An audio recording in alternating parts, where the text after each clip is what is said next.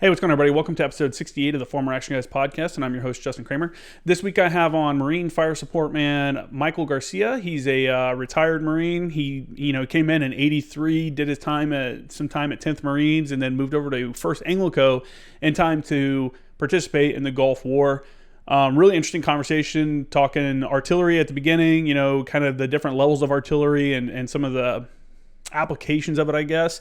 But the really interesting part of the conversation for me, at least, that I was interested in was his, recounting their time in the Gulf War and how the different Anglicos supported the Arab units and the different units that were there. And then also his involvement in the Battle of Khafji. If you haven't heard about that, that's about a team of Marines, Americans, that were basically overrun by an Iraqi armored company. And so he details what happened there, some of the key players in that, and how communication issues and stuff during the early 90s, how all that kind of played out. So really interesting conversation. I think you guys will enjoy it.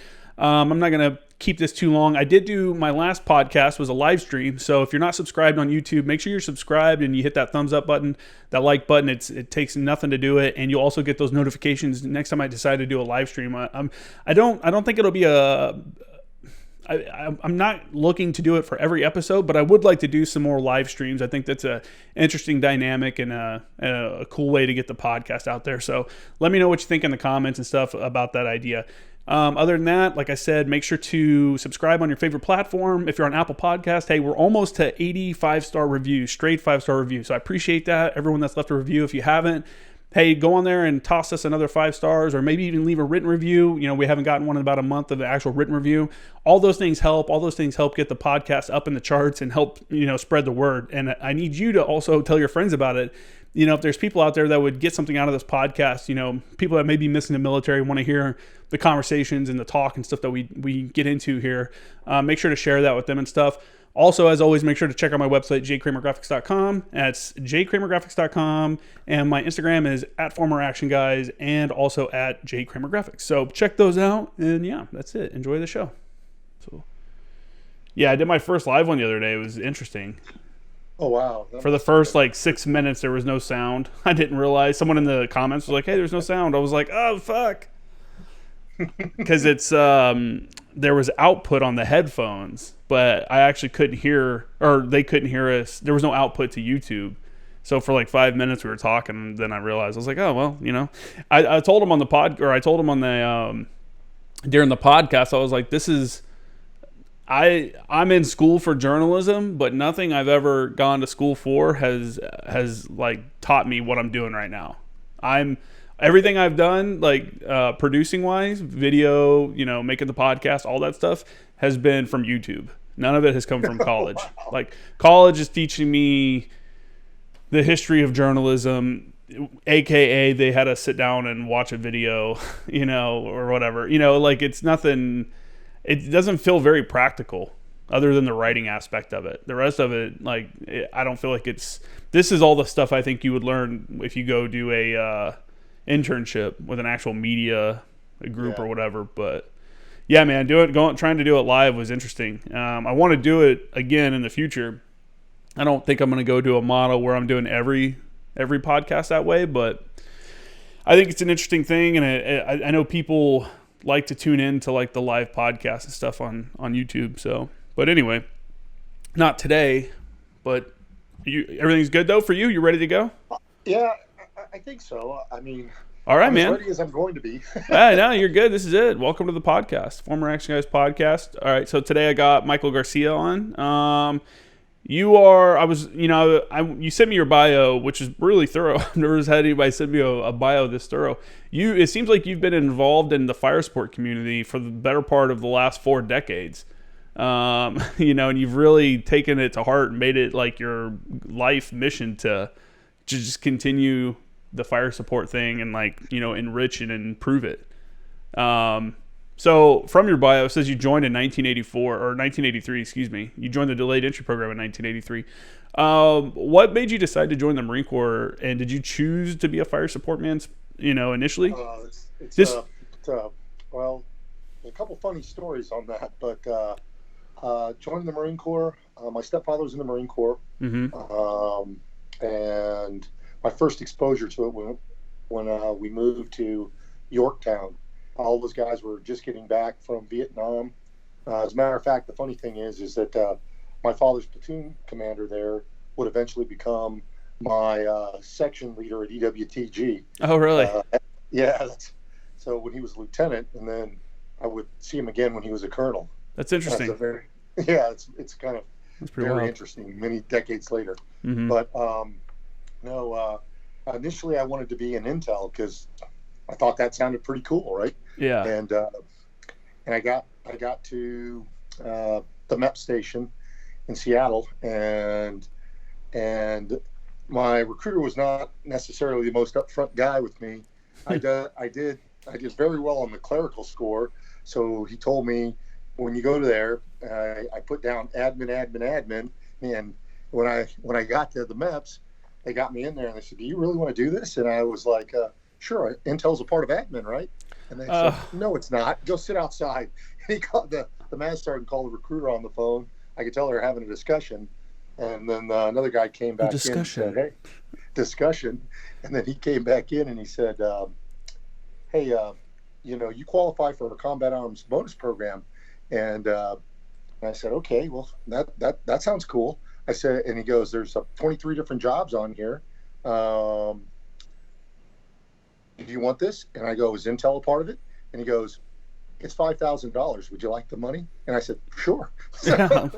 Yeah, especially how old you came in when you were 18?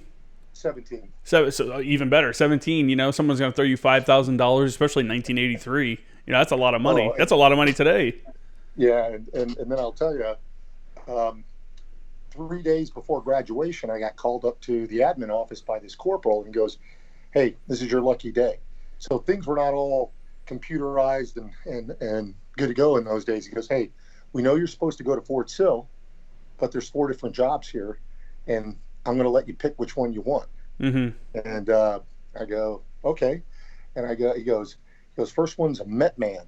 And I go, "You just spent 13 weeks wanting to be, this guy that goes out and does, in the field doing stuff." And I go, "Why? What?" And he goes, "No, I guess you just play with weather balloons. That doesn't sound too cool." Survey man. And true. 11s weren't trained there at the time when I went there. They were all trained at the regiments. So really, yeah, no, every ATS trained the 11s. We had 5 different weapon systems in the regiment at that time, so it was a lot different. Like today, when they say, "Oh, we got all these weapons," how do I do mortars in 777? Well, in the old days, we had 2155s, we had 8-inch, we had 09s, and then we had the 9 or 8s. Every regiment had 5 different weapon systems in it in those days, and we had 5 battalions in the regiment. So the 0811s would go to like MCT and then just go straight to the regiment, or would they have like no MCT? There was no MCT in those days. Oh, so they just went from boot camp to the regiments. Interesting. So, yeah, and then like I was saying, when they said, "Hey, fire direction," I said, "What's that?" And he goes, "I guess you put out fires," like I was telling you. And then he goes, "Hey, what's the last one?" He goes, "Artillery scout." I said, "What's that?" He says, "I don't know, but it sounds really snoop and poop. You want to do it?" And I said, "Sure, let's do it." And that's how I ended up being a 6-1. Nice, I got man. very lucky. That's cool. That's cool that your the MEPS recruiter was like, "Hey, man, they're trying to screw you. Let me help you out." Like, I'm surprised that was even a thing. Like, I don't think I've ever heard anybody tell a story that way. No, it was interesting. So I got really lucky all the way around. I think multiple times. Yeah. Yeah. So you go to for you guys. Well, let's talk about boot camp then, since you came in 1983, right? So did you go to Paris Island or San Diego? San Diego. I went to San Diego. Gotcha. Okay. So how was MCRD San Diego? In the early '80s. I imagine this was like you said, this is post Vietnam, right? And so I'm always interested to talk to guys that came in, in the years after Vietnam, where your senior people were all Vietnam vets, right? Well, yeah, I guess when you came in, it was probably staff NCOs and more senior officers at that point. But, that years of combat experience in Vietnam and like the stuff that they did there with the jungle warfare and stuff like that had to have like continued to trickle down, to you guys. And I think that style, especially as a 0861, I don't think I've ever I mean, I never went to Japan, so I never trained to do fire support in a jungle or anything like that. So I think it's really cool. Like you guys have people that actually did it in real life, that as your senior people. But anyway, I was just rambling because I just think it's interesting to talk to people that they're the generation before them, the one that brought them up, or the Vietnam veterans. I will tell you that my first sergeant and my first two batteries, my battery FAC, as a matter of fact, was on an 05 at Quezon. So really? So you have those kind of guys. And then I had. And real quick, when you say FAC in this scenario, we're talking about a field artillery chief. Correct. Field artillery chief. So the master sergeant had been on one of the guns at Quezon. Master Sergeant Williams was his name. Anyway, so those were the kind of guys that you had. And then I was very fortunate, I think, to meet the guys that I did.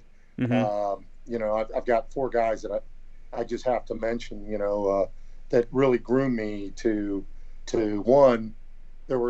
I actually got out of the Marine Corps for a year and then came back in. So yeah, I seen that. So these guys really shaped my belief system in training and what a staff NCO was supposed to be, what a leader was supposed to be, what a 6-1 should be, and how you should do certain things. And they're not all 0861s. I've got Mike Baxter, as probably the legend of the warrant officer community, was my first platoon commander, and that guy was absolutely amazing.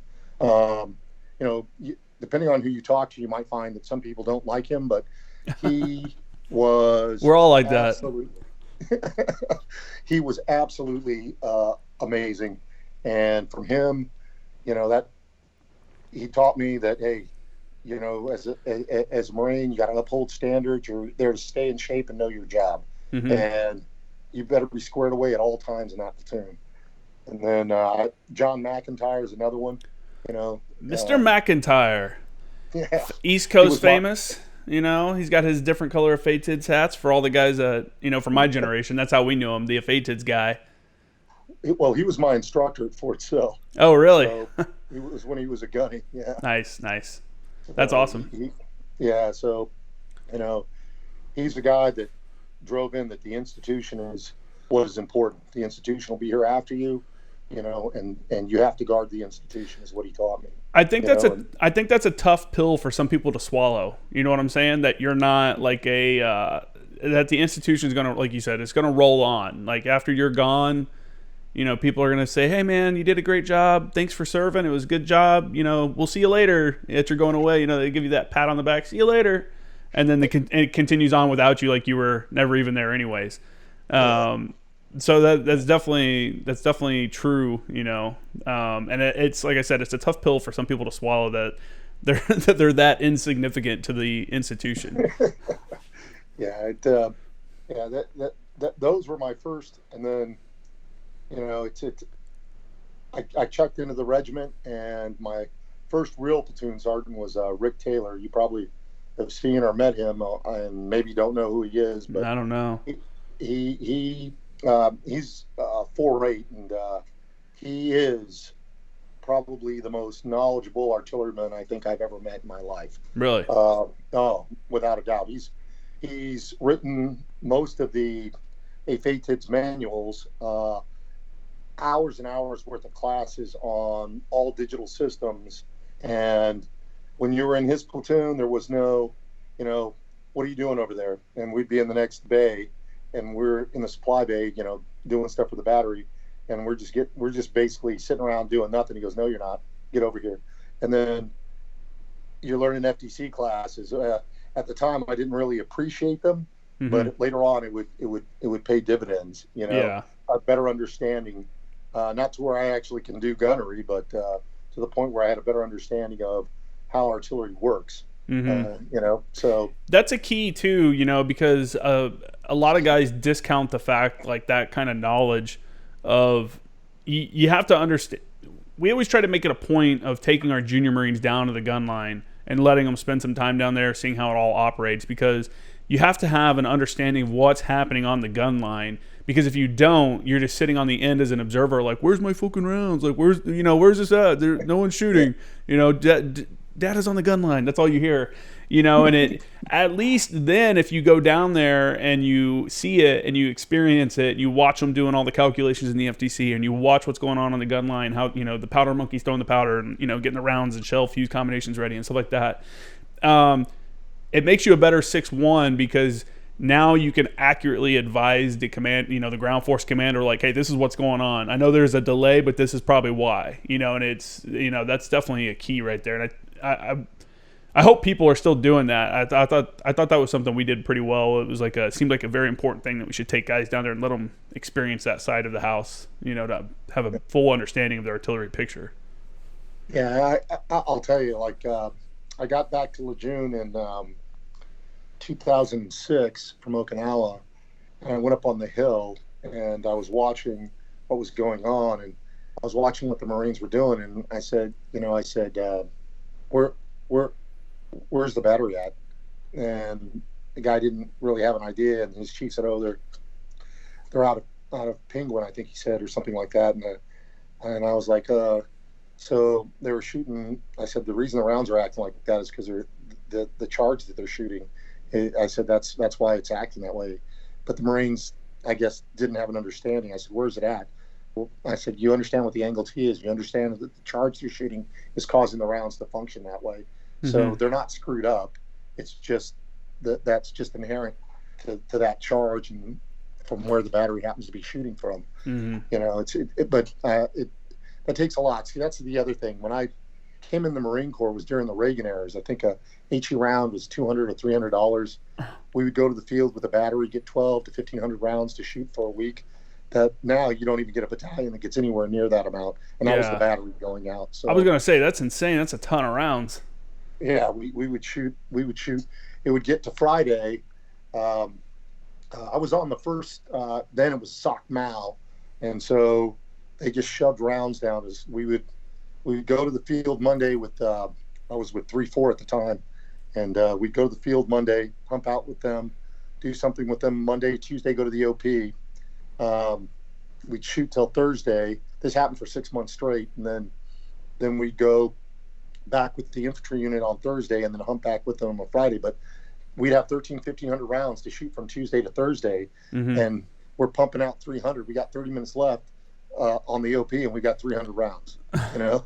It was a different world back then. The sad part I feel for most of the 6-1s, I know I shot more rounds in my first 4 years than most of these guys will ever shoot in their career, and that's kind of sad. But it is the reality. It is what it is. Especially, well, I don't want to get too far ahead, but real quick, I'm going to come back.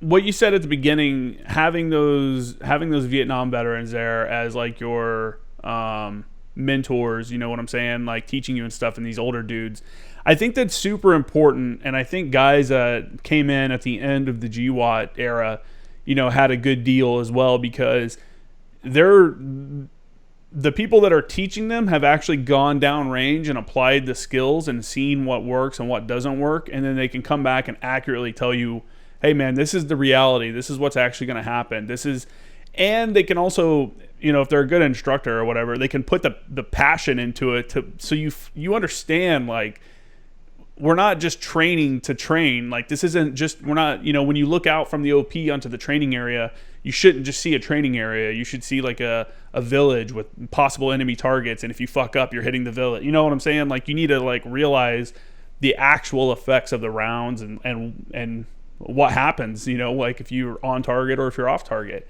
And I think nowadays, hopefully that's still, I don't know. It gets tough as guys that have gone to combat or done the deployments and stuff like that start to get out, and you start to lose that knowledge base from the guys that were actually over there and actually doing calls for fire and stuff like that, and understanding like the issues that can arise from it and everything. I don't know what your take on that is. Well, I'll tell you, this is the one thing I try and tell the Marines too. Most people, because they go to backyard shoots and they might do a steel night, or they might do go to brag, or they might do these things. I think they really lose sight on a couple things, and especially with things that have the way things have gone because of the whole coin focus in Iraq and Afghanistan for all those years is I think that prolonged period kind of lost a couple things for both Lejeune and Pendleton. Was we trained to the war plans, and most Marines don't understand that because at Lejeune and Pendleton for a long time, they weren't doing a lot of COCOM level exercises, and those are what we're supposed to be training to. And when the Soviet Union went away, they lost the G5 at Lejeune, and the focus kind of went away, and then everybody got into the cycle of going to Iraq and Afghanistan, and they lost sight of, there was a time when you could spout off the war plans to 7th Marines, and they knew exactly what they were going to do. 1st Marine Division was excellent at talking about what their mission was for each one of the regiments and what they would do when they would go to Korea, or what that whole concept and idea. When I first got to Lejeune, that was the focus. 2nd Marines and 110, their whole focus was Norway, because for the conflict that might potentially happen with the Soviet Union, that's where they would go. 8th Marines, their mission was to go to Turkey, so that's why they had the Med, right? 6th Marines was kind of the outlier, and them and 210, they were constantly doing stuff and focused on Central America and South America. So the regiments were geographically oriented and trained to do those missions. So when you talk about the jungle, 6th Marines, that was their focus. For 8th Marines, dynamic mix and going to the Med was the focus, and everyone had their role. And that's kind of gone by the wayside today, but that was the same of 1st Marine Division too. Korea was their thing. Everything they focused on was the fight in Korea. So you see that, and a lot of young guys today, they kind of don't understand that. But today, I can't go into a lot of detail on this, obviously, because it's classified. But there are still roles and missions for these units. Yeah, it's just the Marines don't know what they are, and they don't. It's not like it was when I first came in. That was what we trained to constantly. Yeah, I remember when I was leaving 10th Marines in 2013. I think it was the end of 13. I got back from my advisor tour, my advisor team deployment, and I was at regiment teaching at ATS until I went to 1st ANGLICO. And it seemed like they were starting to refocus on those traditional command support relationships like you're talking about. Well, like, hey, you're 210, so your teams, your fists are going over to 6th Marines, and they're supporting those guys. Was that way more common for you guys as well? Like, hey, to the point where, did you get to know members of like the unit you thought you'd be supporting, or the company, with your company FIST, did you support the same company every time, so you got to know those people? When I was with 310 the first time, I was with India Battery, and 2-8 was our battalion. So I went with 2-8 for air alert, for a lot of their field exercises. That was who I went with. I knew all of their mortar guys, because I'd say for a good part of 3 years, that was the battalion I went to every time.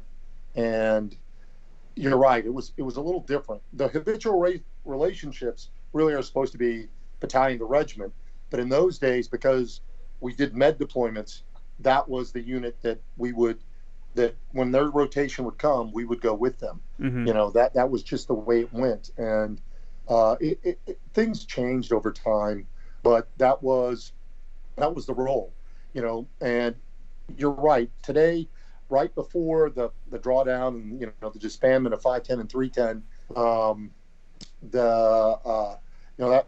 they started doing that again. 310 and 8th Marines and 110 and 2nd Marines. That they tried to reform that. Like I said, when I came to the regiment, it was the largest regiment in the Marine Corps. We had 5 battalions at the time, and 510 had 6 batteries in it. Wow. So it was basically 6 battalions in one regiment. But it was very large. And even then, they were GS units. So everybody else was 8-gun batteries, and they were 6-gun batteries. And 510 was SPs. 410 had the arty reload mission, which was, and they moved that around as time. Not the arty reload. I forget what it was called. Anyways, did you say 410? 410, yeah. I've never even heard of anybody ever speak of 410 before. Well, 410's mission in those days. Oh, sorry. Oh, you're good. Just knocked over the phone. 410's mission in those days was to support Cuba. They were a cannon, not a SP unit like 510. So they were literally timed. They would get the alert, and they were timed from the time they left the barracks to get to Cherry Point, to get on the guns and shoot in Cuba. So that was their whole deal, was a reinforce X. That's what, not reload, but reinforce X to Cuba to Gitmo. So that was their whole, that was like their big deal to do in those days. Did they ever actually get to go to Cuba? Yeah, my battery went, but I was doing something with 8 Marines at the time. So, but yeah, so 510 took over part of that mission, and they would rotate it around the regiment. But the reinforce X went for a long time, up until Gitmo became like a prison. You know, that the units were still doing reinforce X's down to Gitmo. So yeah. and it was everyone that went down there had a good time, because you go down, the guns are fixed, they're fixed in place, but they've got a small range, and so it's kind of funny, like you were saying, these end of an era for another era, and a lot of people just don't know what we used to do, and that's the point of the podcast, man. We gotta record it, you know, so people can, you know, there's probably junior 6-1s that listen to this, I would assume. You know, this is a pretty big, in the fire support community, it's growing, at least for sure. And to learn some of these things, like, you know, on your bio, like, you didn't go to San Diego for Naval Gunfire School. You went to Little Creek, which now they're moving it away from San Diego as well, and it's all going to be, you know, focused at Fort Sill. What are your thoughts on that? Well, I understand why they're doing it, and it's I was you know, if you're not really shooting ships, what's the value? I see the point. Mm-hmm. You know, saving money, being able to streamline a class, extend the POI out, it makes sense. If you're shooting ships, though, on the other hand, then you should go. That was the whole reason they closed down Little Creek, because none of the ships wanted to shoot at Bloodsworth, and it was becoming very expensive to send the Marines down to Puerto Rico to shoot. Bloodsworth Island is in the Chesapeake. Ships go on qualification there because it was a flat island, and it was really bad to shoot on. So to take the students there, or to qualify ships there, ships did not want to shoot there. And then it just became a huge expense to the Marine Corps to fly an entire class to Puerto Rico to shoot every time. So that's why they closed it down. They just couldn't get the support, or they had to pay a lot of money. Yeah. So and if you're not actually shooting now, my understanding is a lot of classes don't get ships necessarily, and if they're not getting ships, then it only makes sense. Pretty wild, huh? You know, when I went through there in 2010 is when I actually went to MOS school, because I was a lap mover. I don't know if you know that or not, but I was a lap mover. We actually got to shoot. I think my entire class, we had ships out there supporting us, so we all got to actually do it. And it's surprising that they can't, or that they don't have the ships to support the exercises or whatever. You know, we talk about this pivot to the Pacific, and naval gunfire is going to be a key role in that. So you think that they would put a priority on, like, learning naval gunfire? I don't know. I've been out of the game for a little bit. You know, you're still plugged into it. So what's your take on that? 5-inch. The effectiveness of 5-inch guns are very limited with the anti-ship capabilities of our adversaries. Mm-hmm. That's the problem with that. You know, the railgun system has its strengths and weaknesses. I don't see that. You know, I used to attend all the artillery OAGs and the MACTF Fires OAGs, and you always get these snake oil salesmen from the Navy normally coming and telling you this great system. And those who know me know I always ask two questions. How much does it cost, and how high does it fly? Because cost will tell you whether a lance corporal is going to be able to shoot it or not. They always advertise that. If it's too expensive, the average lance corporal is not going to get to shoot that weapon. That weapon's going to be controlled at echelons way above where he works. And if it flies super high, here's the other thing. Most Marines don't ever work outside of a battalion, right? And they don't really ever work at a regiment. Few work a division, and nobody typically ever work. Less than 5% of them ever get to work at a MEF or at a component level or at a JTF. And when things get to certain levels, they go outside of your hands. So, and Iraq and Afghanistan were kind of, you probably saw it a little bit, but you might not have known what was going on. But the second it goes into Air Force airspace, that's one thing. That changes that the component has to clear the airspace, not you got to go outside your component. And then if it goes even higher, they're at a certain level. Again, certain things I can't talk about on this podcast, but at a certain level, it's got to go even further outside even of the JTF to clear. Anything that goes into low Earth orbit has to be outside of the JTF for clearance. So when you have these weapons that are going to shoot like 200, 500K, or even artillery rounds that are going like now they're trying to get out, very long distances, then it's going to be outside of the Marine Corps for that clearance. And when that happens, Marines get real upset when they go, well, I've got to wait 20 minutes for that. I think 20 minutes is pretty good when you're going outside the Marine Corps to another component for clearance of their space. Yeah, that was an issue we ran into in Afghanistan for sure, having to wait on them to clear civilian airspace so that we could fire some of the rockets. And, we had a pretty good, when I was there, who was it? I can't remember who the RCT was. Whoever the RCT was when I got there with 3.6 in 2011, they had it down. They knew what was going on. I think my first call for fire with HIMARS was 10 minutes from, oh shit, there's a guy with an IED to impacts, which is super fast. That's really good. That's like, and that was kind of the standard. And then RCT 5 came in and took over and just kind of, I don't know what happened, but it moved to like 20 to 30 minutes sometimes because of whatever their restrictions were. It was really difficult. Yeah, it was. I understand what you're talking about. Anytime you deal with something like that, you're definitely working through different agencies. And the other thing too was,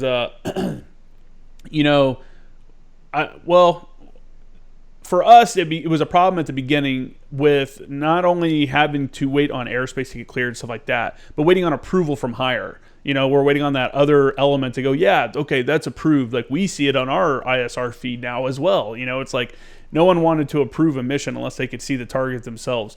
But me and my fire support officer convinced them, we're like, hey, you guys will give battalion level approval for standard artillery shots or mortars, and those are unguided, but you want like division level approval, RCT level approval, for a guided weapon system that we know exactly where it's going to hit.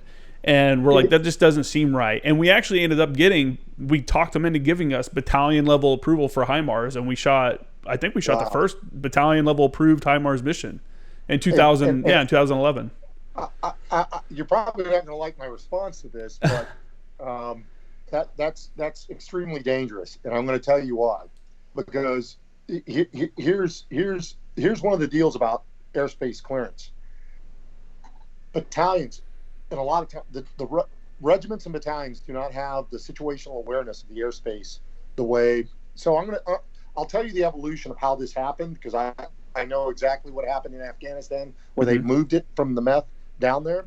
But what they really did was when it left the MEF and it went down to the division and into the RCT, is what they actually did was they moved the responsibility, even though they're the ones saying they're clearing it, they had to go to an air agency to actually make sure the airspace was clear. So by pushing it to those echelons, what you really did was put it on the ACE to make sure it was clear, because they still have to go to the ACE and say, hey, is it okay to shoot?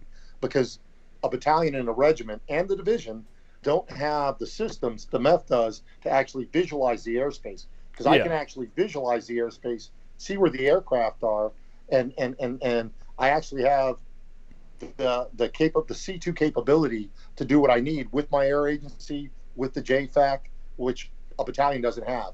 So when you do that, what you don't know that's happening, they go to the ACE, and the ACE has to go to the JFAC to make sure that the airspace is clear. So that it actually adds links in the chain, which makes it dangerous. And that I don't know, because you.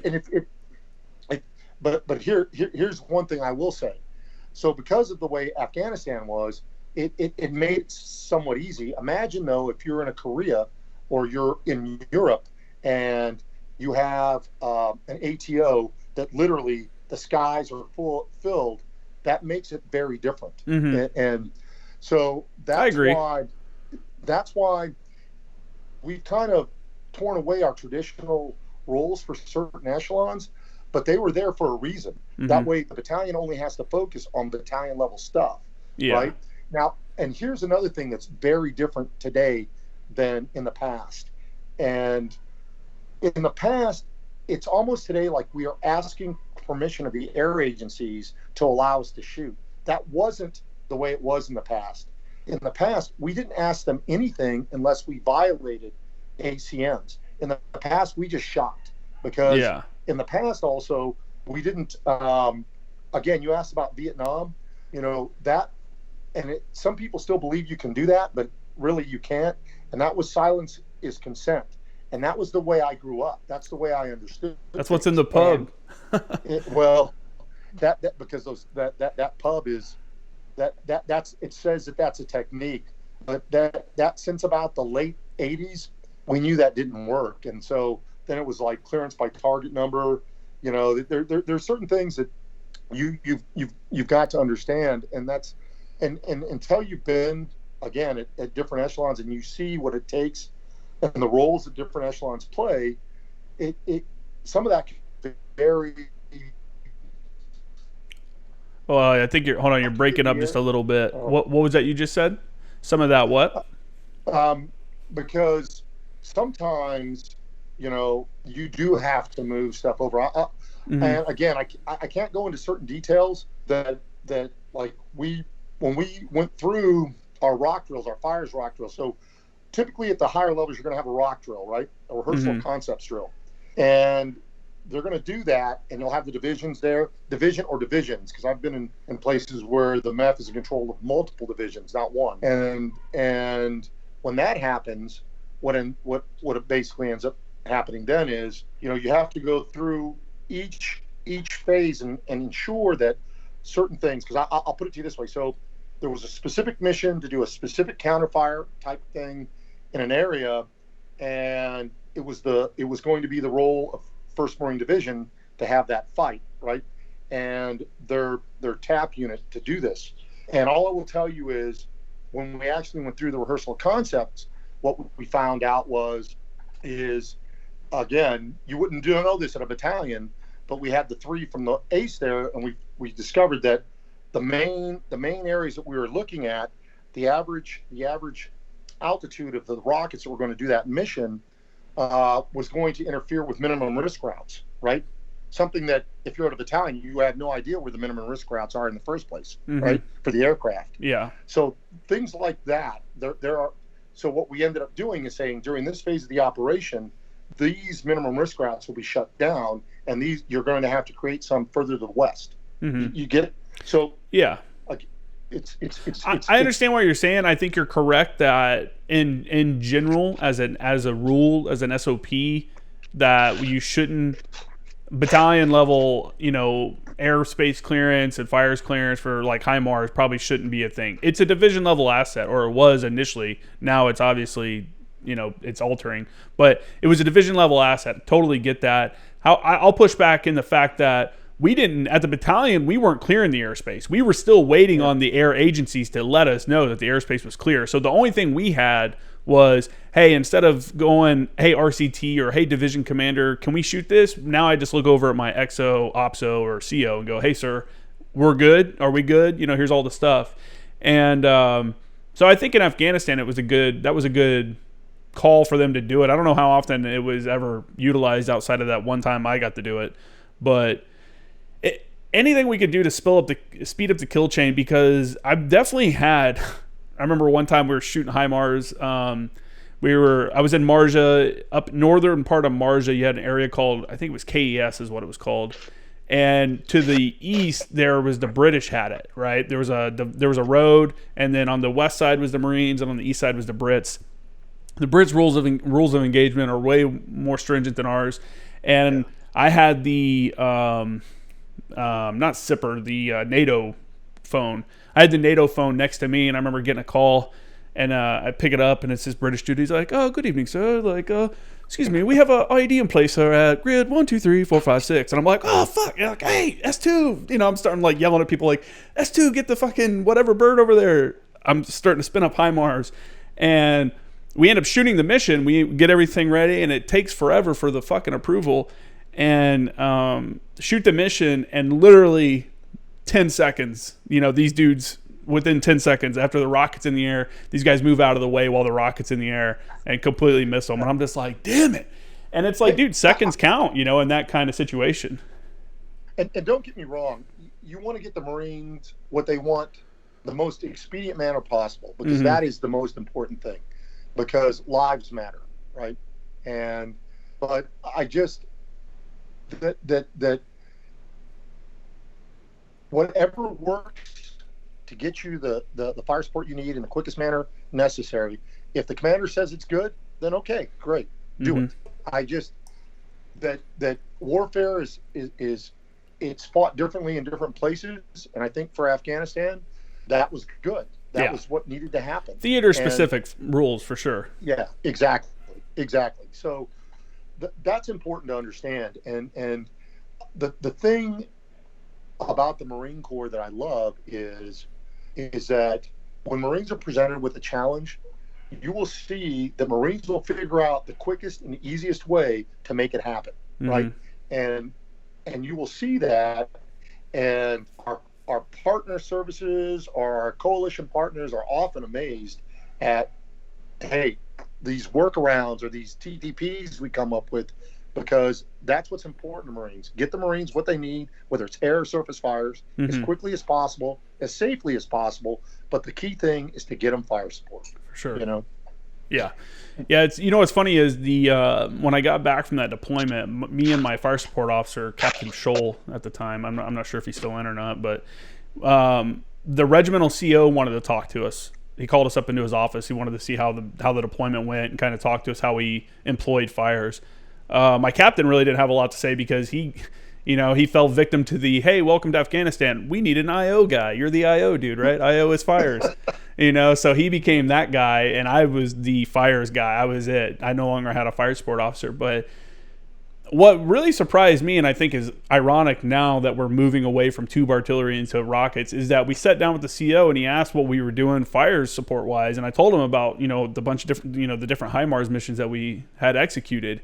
And he's like, well, that just seems like a kind of a waste, right? He's like, he was almost starting, he wasn't chewing us out, but he was like giving us a lecture on why using our HIMARS to take out IED emplacers was a waste of assets. And I'm like, bro, like, what are you talking, whoever the CO was in January of 2012.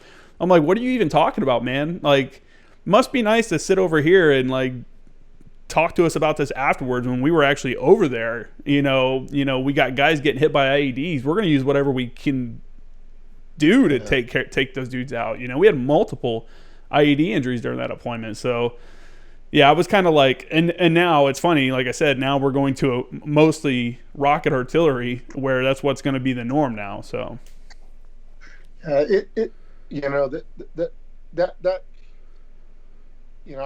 always had mixed emotions, but like I said, you've got to get the Marines whatever assets are available that can do the job that they need. And in a lot of places in Afghanistan or Iraq, because of the ranges we were talking about, that was it. Yeah. The tube artillery necessarily couldn't range it, and therefore you had to use it. So we had already down at Fiddler's Green, in southern Afghanistan or in southern Marja.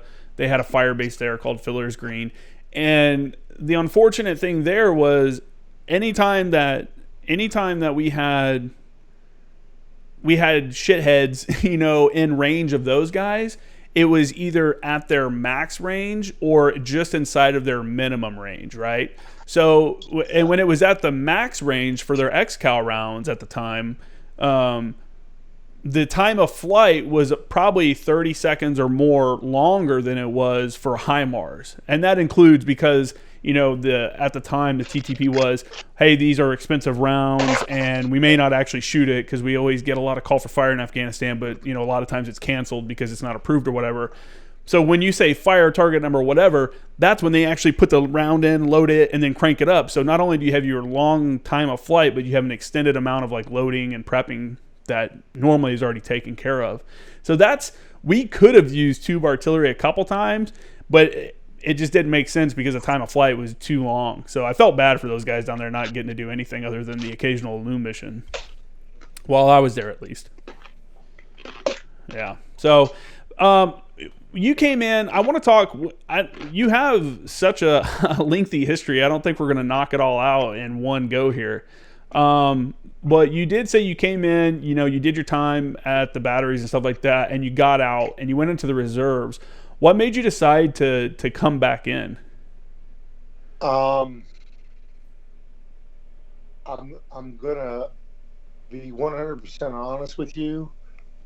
The day I got out and every day after that, I knew I'd made a mistake. Yeah. And young Marines like to complain about, well, these guys, this guy here, he's an ass kisser. This guy here, a backstabber, whatever. But when you actually go out and you start working I was working at night and going to school in the day, mm-hmm. and you see it in the civilian world as well. But at least in the Marine Corps, you have a concept of what leadership is, what good leadership is, what bad leadership is. Leadership by example. You have all these things that they're drilled on you, and I just missed it so much. I missed the people. I missed the job, because I was a 6-1 before, and I actually tried to get out of it. Right when I came back in, my buddy was the prior service recruiter, and I said I spent my first 4.5 years just humping my ass off all over Lejeune in the heat and in Okinawa, and I was like, and in the med, and I was like, I don't want to do that job anymore. Well, little did I know that the MOS was critically short. Yeah. And as always. And so, they said, this is how this worked. I was like, not only are you coming back, but you're going back to your old battery. And I said, nope, I'm not doing that. So I made a few phone calls, and a friend of mine was working in the 3 shop over at 1st ANGLICO, and Sergeant Major from there had just come from, I guess, personnel branch up at Headquarters Marine Corps. So he made a few calls, and I ended up in 1st ANGLICO. So because I was upset, because I was like, so I'm basically going to go back to the same unit with the same people. Oh, you just took a year break? Okay, good. Mm-hmm. Yeah, and, welcome back, fucker. Well, yeah, welcome back, fucker. Now you're behind on promotions and stuff. Oh my God, yes. And then the only good thing is I'd gotten promoted to sergeant in the reserve, so when I came back active duty, they put me back to my old data rank as a corporal. So they made me a corporal again, but with my old data rank. So I was fortunate there. That's cool. So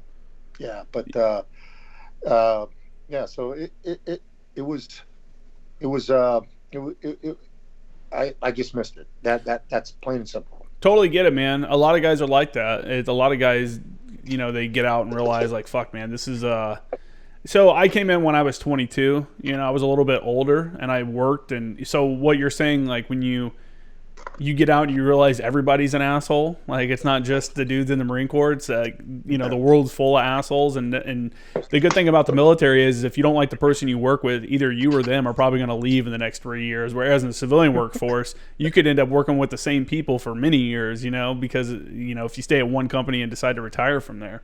But what was ANGLICO doing in the 80s, and what had you heard about them before you'd gone to them? So you started at 10th Marines. What was the, So you've got to understand that it was ANGLICO minus The whole reason Mm-hmm. I was even able to go to First Anglico is they had just expanded to a company, right? Okay. Things were different. Yeah, so they were expanding. They were basically a reinforced platoon, and they had just expanded to a full company. So their TOTE had expanded, and that was the only reason I was able to get my orders changed. So in those days, there really was only one Anglico, it was Second Anglico, that was a full up company and that actually had missions. And in those days, even their platoons were first and second platoon. Third platoon was their training platoon, Mm-hmm. and a lot of my friends out of school had gone over there. So while I was going to 10th Marines, a lot of my guys that I knew were over at second, and in third brigade platoon, right? So it was again one of the platoons mainly supported the 82nd, and the other platoon over there supported the Ranger Battalion and any kind of weird like requirement for soft. Okay, so that changed some of the different types of training sets that they had, and so a lot of my friends were telling me what they were doing. They even went to the med with me. That was one of the other things. In those days, Anglico didn't go on deployments. That med float was the first one Second Anglico had gone on. They did flyaways primarily because they were always on these rotations, like air alert with the 82nd Yeah. or with the Ranger Battalion. So they would go do exercises in the med or in Europe or something, and then they would come back. And so they weren't actually doing the med deployments or the 6-month deployments. Then when first stood back up, again, it took before they started doing Westpacks, and it stood up. They were still a 2 platoon. Later on, the TO would change for a short time, and they would actually get the bodies for a 3rd platoon, which was good because you really had to do a lot of moving around to truly support. But I will tell you what First Anglico really helped us for the Gulf War was that Second Anglico did not do. They primarily would go out and support these deployments in those days, like a battalion or whatever, whereas the entire company at first would go to Korea twice a year and support Second Rock Marine Division. And so the division team did the division mission, the brigades did the brigade missions, the salts did the salt missions. So whereas Second used the salt primarily as an extra FIC, whereas First actually deployed twice a year to support a full up division. So that prepared us actually when the Gulf War happened, because our division team knew what a division team did and was prepared, deployed twice a year, set up, and actually operated as a division team. Mm-hmm. And the same was true of everyone down the line. So when the Gulf War happened, we got bumped up in echelon because of the units that we had to support, right? And but everyone knew their role and knew exactly how to set up as assault and operate as assault or as a brigade platoon team or as a division team. Mm-hmm. And I know LZ was the one that introduced me to you. You know, he actually had to support almost like a battalion level and go between different companies at times because there just wasn't enough of us. And in the Gulf War, we actually were an Anglico battalion. We had platoons from 3rd and 4th. We had a platoon from 2nd, and then we basically had like 2.5 platoons for us. So we had basically 6 platoons in 1st. All Okay. Wow, that's pretty wild. First. Yeah, so in order to support the forces, we originally, you know, we looked and other than the fix though from the the reserve Anglicos, the personnel pretty much augmented the other teams. The fix were the only ones that operated independently there. So and they did good work.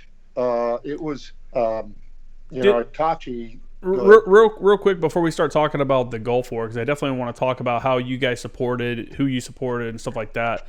You talked about going to Korea twice a year to work with the ROK Marines. Was that like a leftover like relationship from the Vietnam War because Subunit 1 was doing a lot of work with those guys at that time? No, that remember when I was telling you about war plans, right? Mm-hmm. So all of First Marine Division had a role there. So that being a one mech asset, that's why we did it, because that would be our mission. Okay. At the time, that would be our assignment. First Anglico would be assigned to Second ROK Marine Division if the Korean War was to have ever happened at that time. Yeah. So we had formed those relationships with those officers. Also, the way it worked was we were paired with the ROK Marines. Also have Anglico, right? Mm-hmm. So what they would do is this: we would work together, and they would control Korean assets, and we would control the American assets. All right, in support of Second ROK Marine Division. Yeah, and that's how that worked. So, and over time, you know, that allowed us to again, Second hadn't done that, and hadn't at that time. Things had changed, but you know, it allowed us to, when the Gulf War came, we already had all our vehicle configurations, we had all the equipment necessary, we had everything ready to go, because that's what we've been doing all along. Yeah. So you going to Korea twice a year is kind of like 10th Marines going to Bragg twice a year. You're always working towards that major exercise. So all of your stuff is either already packed or you already know how it needs to be packed because you've done it so many times and your guys have done it so many times. So and we would even do, you know, once when I went to Korea, we flew in from Pendleton and we jumped in. You know. Oh, really? Yeah, the company jumped in and our equipment landed later. So, you know, that was the other thing we would do. So, because again, depending on what the situation was, that's how the company might have to actually deploy, right? Into that environment. So, yeah, that was. And when we went to the Gulf War, the company brought parachutes for everyone that was not only jump qualified, but for those who weren't. Because if there would be an operation where we had to jump, the whole company would jump in. They're like, hey, bro, I know you haven't been to school yet, but it's easy. You go out the door and then you get to the ground. You just don't fuck up. You'll hit the ground. Yeah, don't fuck it up. Yeah. So what was the feeling? You're one of the few, I think, Gulf War vets I've had on here. Tracy Offutt, who's been on multiple times. He was a infantryman in the Gulf War. He talks about it during his first podcast. My dad was in the Gulf War. I did a Father's Day podcast with him. He was in the Army. He went with the 377th Combat Support Hospital in the Army. And then I'm not sure if anybody else has talked about it. So you're one of the few Gulf War guys I've had on here. What was the feeling at the time, like when you guys got the call, like, hey, there's this thing happening in Iraq and Kuwait? Did you even know where those places were? And two, how was that information disseminated? Because this is I try to tell, I try to explain to my kids sometimes too. I'm like, hey man, there was a time before cell phones. Like this whole smartphone thing is less than 15 years old. Like we haven't been doing this for very long. So what was it like getting that information disseminated and all that stuff, you know, when you guys are prepping for the Gulf War? It wasn't, again, we've been, my platoon, first platoon, was actually at JRTC with, one of the regiments or one of the brigades from the 82nd. Mm-hmm. So my platoon was actually there. I was in NCO school. The other platoon was back. They invaded, I think, that first week of August, like the 2nd or the 3rd or something. Literally those guys that were at Fort Chaffee at the time, they got loaded up, went out to the limited area out at Bragg, and never came home. So they deployed straight away. Those guys, I think, were there by the 15th. So in a little over a week, they were there. Them and 7th Marines were there right off the bat. Who's them? Who are you talking about? First platoon out of Anglico. Okay. So then I basically got pulled, and they created a 3rd brigade platoon, and I got because we got there on the 22nd. So we were the First Anglico was the first unit in, and originally we were with the 82nd, and second went over there with the 82nd. Their platoon went over there, and the 82nd was relegated to guarding oil wells, and the company commander said, "Hey, this is, we would be of more use going forward supporting the EPAC forces, right?" Because initially we didn't know who we were going to support, so we eventually supported what was called EPAC, which were the Gulf Arab states, and we had elements for a while with the British, with the Second Armored Division, with the French Foreign Legion, because they were trying to figure out what they were going to do. So for the first, we were there in August. Second Marine Division and the East Coast guys, most of them show up till January. So we would do rotations to the border to support the Arab units or the French or the Brits or whoever we happened to be supporting at the time, and we would do rotations forward and back for several months. What would you be doing? What would you be doing at the border?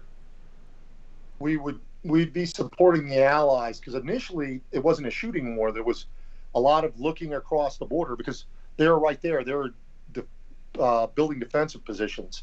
So and we were just staring at each other across the border for the most part. I initially started out with the 10th Saudi Brigade is who I was supporting initially, and then I went. LZ and I were together, and we supported Qatar, the Qatari guys, Mm-hmm. and so it evolved over time, and all of first and our reinforced elements went there. Second, the Tiger Brigade showed up I think they're out of Fort Hood. The Tiger Brigade showed up, and they were going to be attached to Second Marine Division, because there was a brigade of T-72s across the border from where Second Marine Division would be fighting. So they attached the Tiger Brigade to Second Marine Division, because we had M60s at the time, and they were really no match for T-72s, right? Yeah, okay. Most of the Iraqi army had T-55s, and the M60 could handle them. But so when the Tiger Brigade got attached to them, Second Anglico went over there. That created a neat story.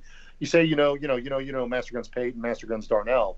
What Second had to do was, because they were with an armor unit, they had to train with that armor unit, and they gave these guys Bradley Fist Vs, and they gave these guys, they were on the tanks or they were on the Bradleys, and they had to train them how to use them and how to work in formation. That's one of the unique stories of that. Here's a light unit that all of a sudden had to get mech'd up and had to train with the mech forces. Yeah, that's pretty. We actually send some guys every once in a while out to tanks to do some work with them. So were you guys? So the Tiger Brigade, was that obviously it was an army unit? Was that the first Abrams coming out there then? Well, for us, because the Marine Corps didn't have them, so yeah, they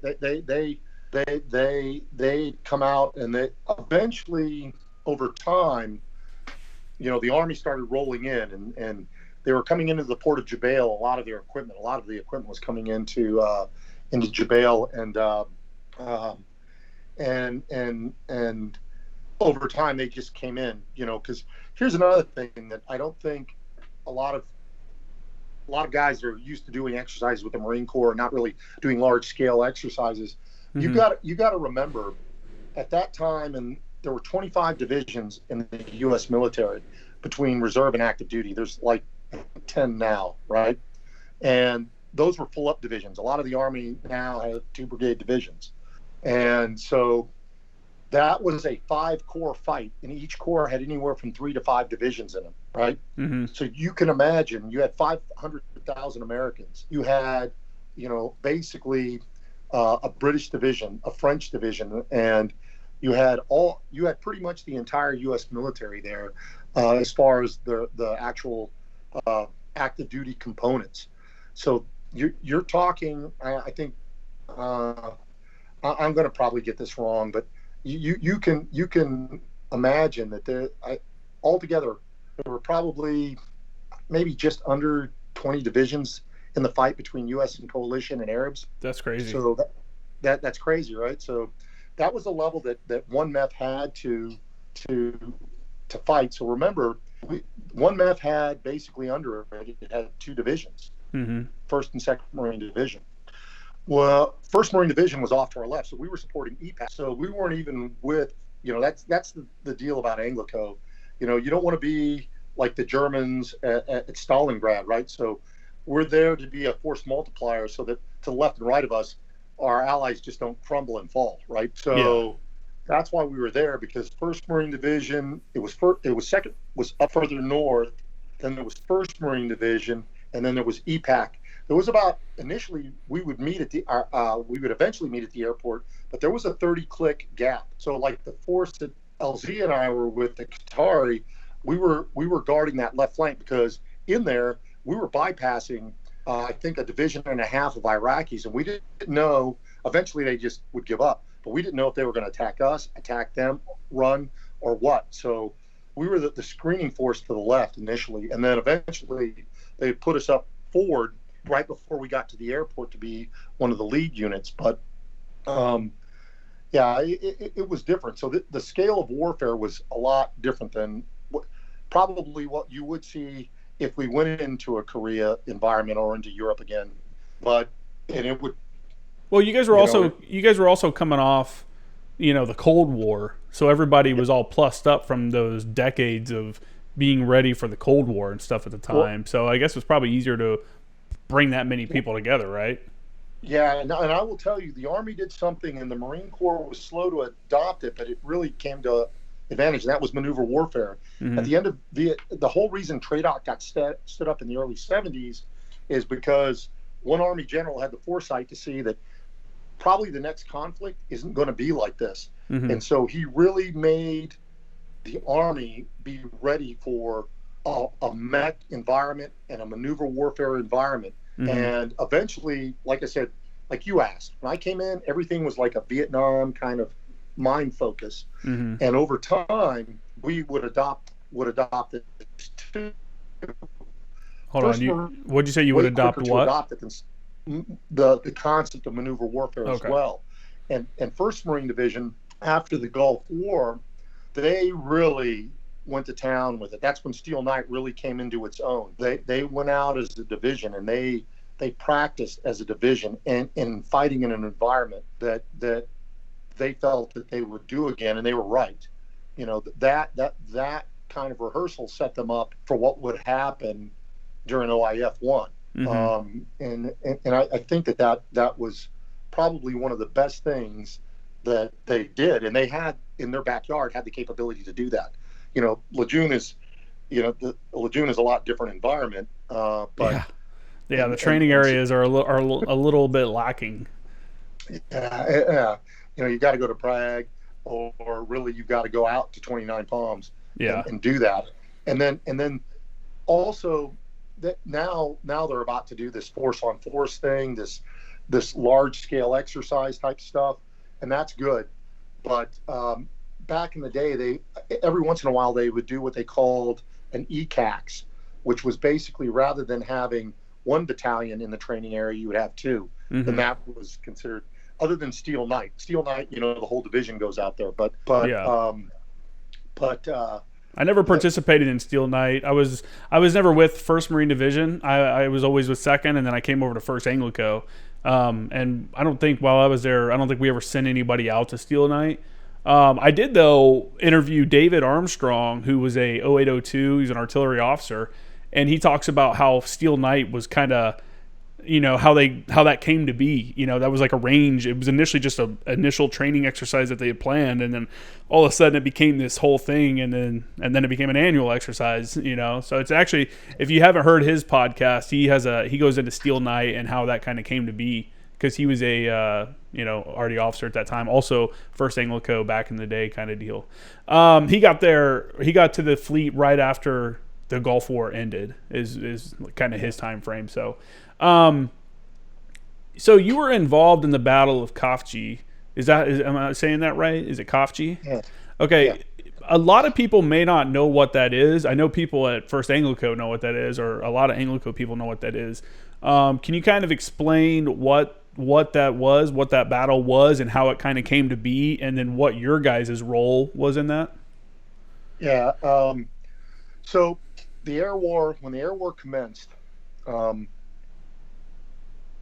we kind of changed our role a bit. So we first off, let me back up and let you know that First Anglico, there was an organization in those days called SHRIG, right? And Recon Force was in there, Anglico was in there. We had COM, just to make it an actual unit, we had COM and Intel Battalion in there as well.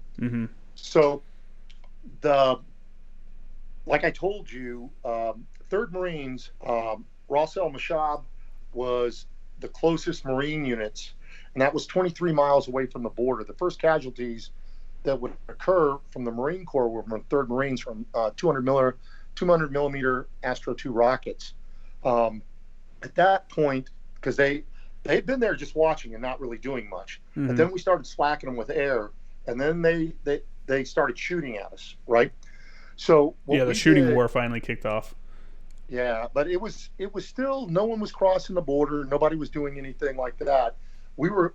I can probably send you a video of a good friend of mine, Randy Hale, because he was on. They've got a video of him, and they show them out there shooting back and forth. And what happens is, so we would start to rotate. There would be us, SF, and SEALs all along what looked like little Alamos all along the border, and basically our OPs.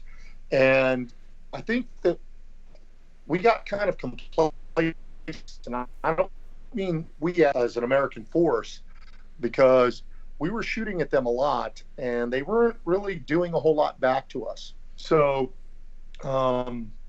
we didn't read the signs very well. And as a matter of fact, I was supposed to rotate up, but they extended LZ's team, Lieutenant Lang and LZ, and a guy named John Courtney, and a few others. They were going to stay up there. I was supposed to do the next rotation, but they extended them a couple days.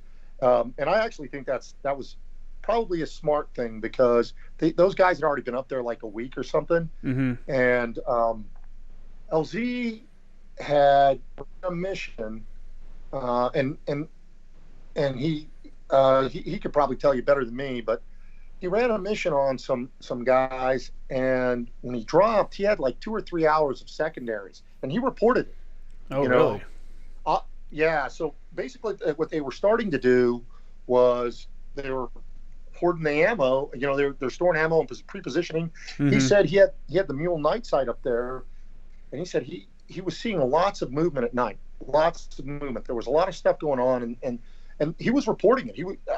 Other people were reporting similar observations, and we dropped the ball. We didn't realize what was about to happen to us. The night that it happened, I had come on watch, and we've been hearing the whole time. You got to remember, we got there in August. The other thing that had happened is right before the battle kicked off, about a month early, they evacuated the city. That created some other situations, which I can get into in a second. But so they evacuated the city, and Shrig had like some C2 nodes, advanced C2 nodes, forward nodes in the city itself. The night that it happened was a full moon, and we've been hearing this is what they do all the time, because the full moon in that part of the world, it looks like daytime when the full moon's out. And we were told, you got to watch the full moon. That's one of Saddam's favorite things to do in the Iran-Iraq war, was to attack at night on the full moon. And the night that it happened, and all we knew is we lost comm. We lost comm, and then we started getting all these weird reports. I tried to reach them. We were supposed to try and reach them like every 30 minutes, make sure they got the radio check going and stuff. And I didn't, most of the way into my watch, I went and I woke up the team chief, and I said, hey, I haven't heard anything from anybody in hours. I don't know what's happening here. and he got on. He ended up contacting the brigade platoon, and hey, we got reports that hey, they know shit are attacking. Later we would find out I did not see LZ for 10 hours, and the members of that team. And I will tell you that probably not since the Easter offensive had American units ever been overrun like that. Mm-hmm. It had been a long time.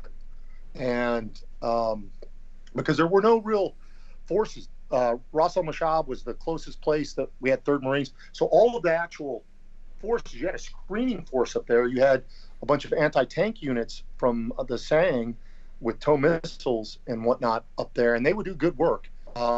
Luckily, there was supposed to be a 3-division attack on us, but it started way out to the west with LAR. Mm-hmm. They had blunted an attack. That's actually where the first rounds were fired, was out to the west.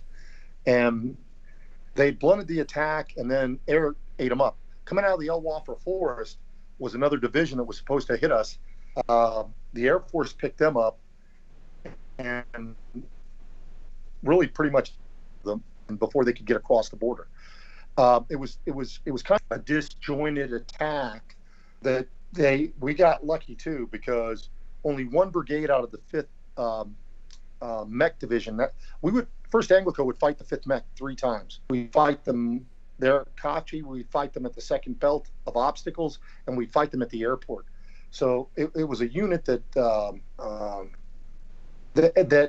and they got pretty much annihilated out trying to escape from Kuwait City, but they would fight again against the Kurds like a year later, so they weren't totally wiped out. But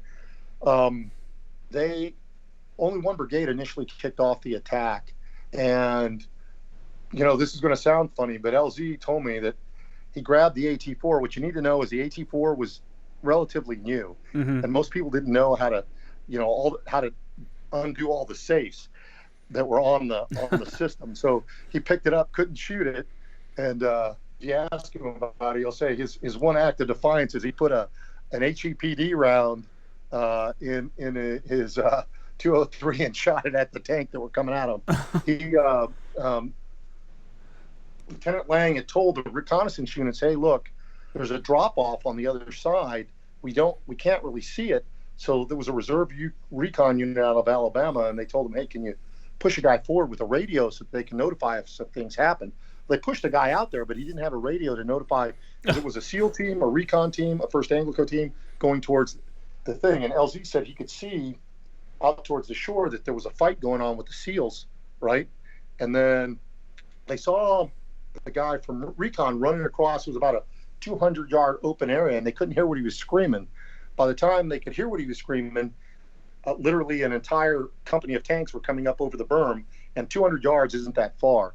A lot of people criticize them for some of losing their crypto, but I don't think that the Hold on. You're breaking up a little bit. The lives of the rest of that team. Hold on, you're breaking up a little bit. I don't want to lose any of this. Okay. You said the last thing I heard was some people criticized them for losing their crypto.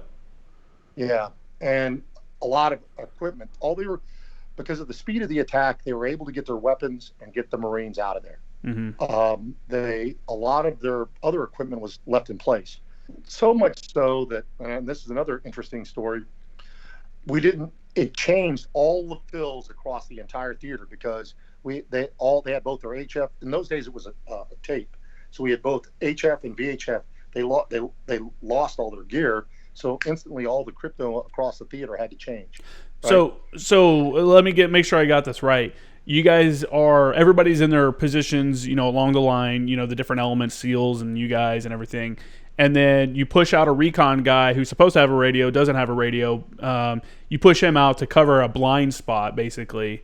And then he sees you said a company worth of tanks that come up over the hilltop.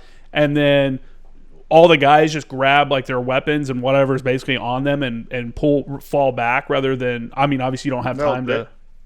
Well, no, they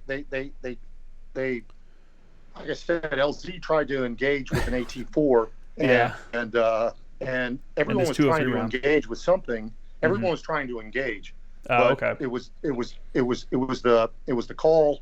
I mean, you're talking about light units with small arms, Yeah. really, with no way to fight tanks. It was Yeah. a tank. It was a tank company coming at them. So, I think the actions of Lieutenant Lang and LZ saved the lives of the Marines that they were with.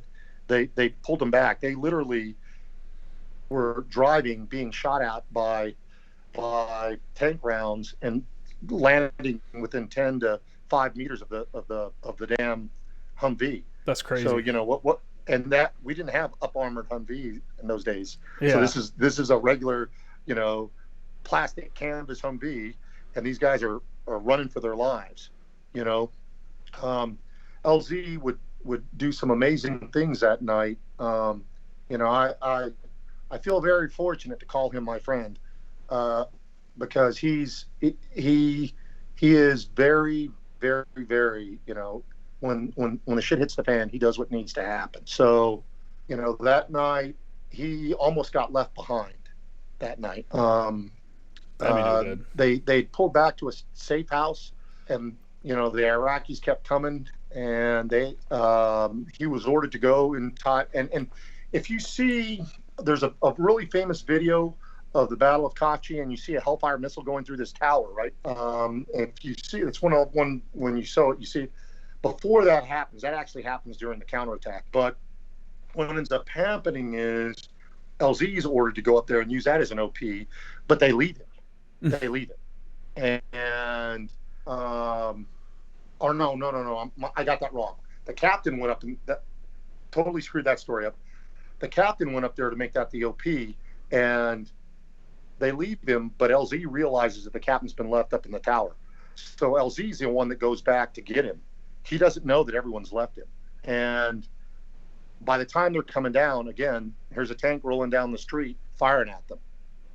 He saved the captain's life that night by going back for him. That's crazy, man. Running from tanks on multiple occasions does not sound like a fun time. No, I will tell you, when I saw them for the first time, it's fear is contagious, but the look that they had on their face, you could tell, first off, they hadn't had sleep in probably 24 hours. Mm-hmm. Second off, they'd been running for their lives with no communication. We didn't know where they were. They didn't know what was going on. We eventually got communications with the forward element there. We had like a forward salt element that we'd push forward up there that was with the Shrig forward headquarters. There were a lot of individual actions on teams. Captain Kleinsmith, later on Lieutenant Colonel Kleinsmith's team, did some amazing work up there as well. There's easily a dozen guys that I could name that did amazing things and managed to. We were lucky we didn't lose anybody. Yeah, we were seriously lucky because we were outmatched that night. Mm-hmm. We just did not have the one. We didn't have the SA. Two, we didn't have the type of forces in place that could have actually done much. Mm-hmm. The Saudi, I think they got 13. They killed 13 tanks that night with their toes. Wow, that's awesome. Yeah, so they did good work. There's a lot of things that went on that night. The counterattack, basically, the counterattack, because this was Saudi Arabia, they wanted the Arabs to do the counterattack and push them out. Mm-hmm. So the Arabs, supported by 3rd Marines, is basically what happened. 3rd Marines, that would be the first time I would ever be in combat, and it was a sobering moment, in the fact that it was the training that took over. And I don't think we slept but 3 to 4 hours over the next 72 hours. Mm-hmm. We would be the salt. I was in the salt that ran it. So we pushed up to the Khafji Cafe, and this was before like Blue Force Tracker or any of that garbage. That's why Blue Force Tracker, we had to figure out we had like 13 teams running in and around, and all I could do was get pause reps. Yeah, your paper. Where's the last play? Plotting on a paper map. And I will tell you, again, I don't want to say bad things about people. That's one thing I don't get into. But that trapped reconnaissance team up there were specifically told by our commander, hey, that's a Shrig area. You guys don't go up there. You have no business being up there. They were trapped because we didn't know they were up there. When we evacuated the city, they were up there and they'd been surrounded by Iraqis. I'm sitting there in those days. The Tar Harnet, it was the Tar Harnet then, there was no what do you want to call it? There was no crypto on it. It was an uncovered net. Mm-hmm. So I hear this guy, the CO actually, Colonel Grubb was in our position because we're about to kick off the counterattack. And I said, hey, I think I got a reconnaissance team from 3rd Marines in the city. And he goes, what? So we had no clue because that was the first time we'd gotten in contact with him. So Mm-hmm. he contacted a few folks. We ended up putting an RFA around him. And then we... A restricted fire area, for those that don't know. Yeah, we ended up... we ended up... It was the Sang and the Qataris that would do the counterattack on that. And the Anglico teams, I mean, the bulk of what happened were done primarily by the Anglico teams to drive those forces out. Okay. Along with the air, because we're as far as the fire support side of it. Yeah, you know what I'm saying? Yeah. 3rd Marines would, and here's the other thing: 3rd Marines would only ever go up to the fence line of the city. It was the Anglico forces that went into the city, primarily 1st and guys from 3rd. Teams from 3rd and 1st were the guys that would go into the city. So where was this recon team? Like, I think I've heard about them before, right? They were trapped on a rooftop, and like the Iraqis didn't know they were there, so they like survived on a rooftop for like 2 days or something like that. Yeah, and like I said, I'm not going to say a lot of bad stuff because after the battle, they wanted to take credit for a lot of. I relayed all their missions that they went to the artillery from 112. So they actually only fired 2 missions because I was the one relaying for them to the artillery unit, but it got to the point where as more teams started flooding into the city, I had to keep telling them, hey, you're not going to be allowed to shoot. We've got Anglico teams all over the city, and where you're trying to shoot is in close proximity to where our teams are. Yeah. And the other thing, it was kind of strange because, again, you're not prepared for some of the stuff that happens. I mean, I got informed, hey, there's an arc light strike, and I don't think I got the word out to everybody. 3 B-52s with 150 some odd Mark 82s, and we had a flight of 3. Oh, Jesus. Just raked the border to cut off additional forces and from coming down and reinforcing the brigade that was in there. How effective was that? Jeez, I mean, you say 150, 500-pound bombs per? Per. Jeez. So they what a show. They ran a mission. Yeah, ran a mission just north of the border to stop any other reinforcements coming in. So it was. I can tell you again. There's a dozen stories from a dozen people, and there's a dozen stories of things that happened there. But it was. I mean that. Basically, I'm running. I was the fires chief for the team, and I was basically doing a battalion FSCC job with 13 teams in the city, trying to keep track of them, which I did not do very well, to be totally honest with you. Yeah. That's a tough spot, though, man. That's a, plotting it on a map and probably spotty communications. With 13 teams moving around. What kind of missions were your guys running, or were you guys running? Like, what was like kind of the standard? Was it a lot of call for fire? Or was there a lot of cast as well, or just got a good mixture of both? Primarily cast, because in those days that's when push cast started. right? And we didn't have. Oh, shoot, sorry. Oh, you're We good. didn't. A lot of the techniques that you guys will use later, we didn't have at the time. The keyhole cast stuff, but basically we had aircraft, and that was pretty standard.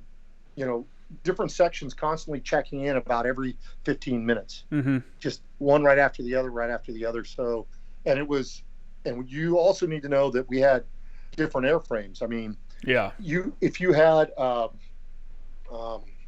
you know, A6s would be there, um,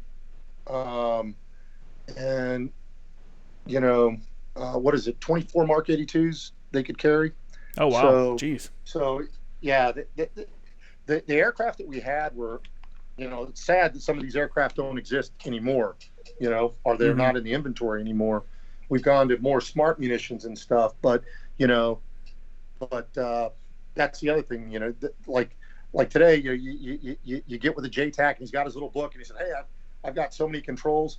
Most of the guys from my era can't tell you how many controls they had. They don't, but we had constant air, all the Yeah. time. We go to the range, or even there, it was just boom, boom, boom, air all the time. So, and I've gotten in more than one argument with a few people because, you know, I was told, the mission that we do today it's a lot different from when you did it. It's a lot more complex because we got all this new equipment. And I go, okay, yeah, you're right. I'm looking at it. Yeah, that does look, because you got to know all that stuff. Okay, good. But then I go to the OP and they're doing it with a compass and a map, and I'm like, that's how I did it. You Yeah. know. Yeah. So you're telling me how hard it is, and I won't argue with you about that, because I'm looking at your equipment and I'm going, wow, that's amazing. Yeah. But then all of a sudden you turn around and do that, and I'm like, Well, well, that's the base, You got to understand if you can't understand the map and compass method, with your binos out there, then you have no business moving on to using a tablet and using, all the different techniques to do call for fire, to do close air support, to do, you got to know those basic tools and understand why they're, how you're using them, and, all the different stuff that goes with it. So, yeah, I think that's something we definitely still push. It's because a lot of us have seen our equipment fail, at the most inopportune time, and what do you fall back on? You got to fall back onto the map and compass, and if you don't understand it, then you're fucked. So, hold on a second here, real quick. I think something's going on with the battery on my phone. So. okay, yeah, we can pause. All right, I'll just cut all this part out. No worries. Okay, we're back up because my phone was not. I'm going to check real quick. Wasn't charging? No, it wasn't charging. So I'm down to 20%. Now it's charging, so I'm good. But I will tell you. Here's the other thing. When the battle was over, their way they cleared houses. So can you say that again? You kind of broke up there. You said when the battle was over, and then it broke up. Okay, so they declared the city secured in a 3-day period. Okay, but we would find Iraqis in the city for like 2 weeks later. Oh, right? Really? Yeah, because here's what the Arabs didn't clear. Like, your generation of Marines, I will tell you, can do some amazing stuff when it comes to house clearing and stuff, because that's the environment you fought in, right? We didn't fight in that environment, and our Arab allies had no clue on how to do it. Mm-hmm. So they would surround the building, use a blowhorn, basically, and tell the people to come out. And if they didn't come out, then they would shoot, and then they'd wait. And if no one came out, they'd move on to the next building. Nobody actually went into a lot of these buildings. What? So, that's an interesting way. It's clear. It's good. No one's in there. Yeah. And a lot of the casualties that were incurred by the Arabs were real unfortunate, because, again, they used the E-150s was the armored vehicle. And, again, no match for a T-55, really. Mm-hmm. So that's why I'm saying ANGLICO with close air support did the majority of the work, right? Yeah. We found some very interesting equipment. Like I said, today you would think it's nuts, but a lot of our nets were uncovered. Okay. Mm-hmm. We recovered looked kind of like a transistor radio with mm-hmm. a little spin dial, and it was tuned into one of our nets. So basically, it would span. They could listen, go through the frequencies, and pick Yeah, stuff up, listen in. listen in, but didn't do them any good. So so we we would find people for weeks, but at the end of the battle, they went back to the OP and they recovered the majority of the equipment. They didn't know what a mule was. They smashed all of the optics. They left all of the crypto. They didn't know what that was either, so they just left it there. What they did take, and we would find personal equipment as we would go north. We found some of the team's personal equipment at the second belt of obstacles when we fought them there, and then we would find it again at the airport. Like what? What kind of personal equipment? A pack that had a personal pack. Because Marines didn't really have a lot of personal equipment, like all, personalized gear and all that stuff. So it actually had the lieutenant's name on it. So like a little backpack with his name on it. We recovered at the second belt, and then we recovered some other personal items up at the airport as well. So it was.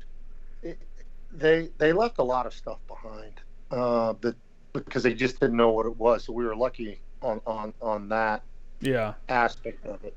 Like I said, we would fight them again at the second belt of obstacles. The actual ground war kicked off at 2 a.m. They had 5 lanes, but they only used one. So we got into position at about 3. And I didn't actually cross the border until probably 1400. Oh, really? Yeah. Hurry up and wait. It was. You had units stacked up, Arab units stacked up at the cross site. I called it the 500. Once we got across, you called it the what? I was trying to catch up. Yeah, these guys were not driving in formation. They were just speeding as fast as they could north, right? Yeah. Because we were behind the timetable. We weren't where we were supposed to be, and no rhyme or reason, and a lot of and here's the other thing: the Arabs didn't have the Marines had Mikliks and they had armored dozers and all that. All they had were civilian dozers and civilian construction equipment to try and clear. So we would race north, and we outran all of our equipment. And again, they made I think it was the Omanis go out and actually do some World War II garbage and try and find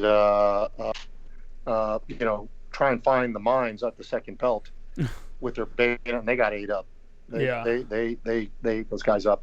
The other thing that happened, I was almost killed twice by friendly fire more than. They did a series to kick off the attack of the second belt. Right, we got stuck there that night, and they did a short deal to try and cross it that night. But the next morning, they kicked it off. They did a series with the Arab artillery, which most of it ended up landing in and around us. Oh, and great. Then it was wonderful. And then. What we didn't know is the Iraqis had abandoned the positions that night. So when we actually assaulted the positions, nobody was there anymore. Okay. So, yeah. Man. Yeah, and what kind of I'm trying to think here. I mean, it was such a short war, it was such a short conflict. But at the beginning there, doing your guys' missions, you guys doing the supporting the Arabs, and then trying to retake Khafji, that had to have given you some sort of confidence in the ability, as you're starting to actually make some progress back against those guys. Did that give you guys confidence in your own abilities? And 2, did it also make you a more valuable asset? Were people requesting your services after they seen oh, hey, we got all these guys that can do call for fire and air support? Well, by that point, we were fixed. Yeah. Right? Okay. With the units we were with, so we weren't going to change. Okay. That was the whole reason second wasn't at the battle. The platoon from second is by this point they had already attached themselves to the Tiger Brigade and moved out to Second Marine Division, and so it was only those forces there. So everybody had pretty much that was the unit. I started with the Qataris. I started with the 10th, and then I went over to the Qataris, and I was with the Qataris all the way till we cleared back south. Because once we went north, and here's the other thing. I think, 7th Marines and us probably, in all reality, in Kuwait probably saw the most action because other than, like I said, the Tiger. So hold on. Everyone else. It got a little broken up there. What was that you said? Would see the most action and actually confront the enemy more than the majority of the other Marine forces, right? Mm-hmm. Like I said, we would fight at the second belt. Getting into the city, they when we started getting to the south end of the city, they were actually fighting. And then when they got to the airport, they 7th Marines and us actually got into it there again. It was that, so they actually would fight us, and I don't think that they a lot of the other American forces in a lot of the places they didn't fight, right? Mm-hmm. And that's mainly, I think, because I don't know if they thought that okay, they can do better against them. I don't know, but I will tell you that it was 2nd Anglico that started that highway of death. You saw that thing where like they thousands. That's why Colin Powell called the fight. Yeah. They F-18Ds were relatively new. I think there was only 1 and possibly 2 squadrons in theater. They were running what they were calling a fast fac.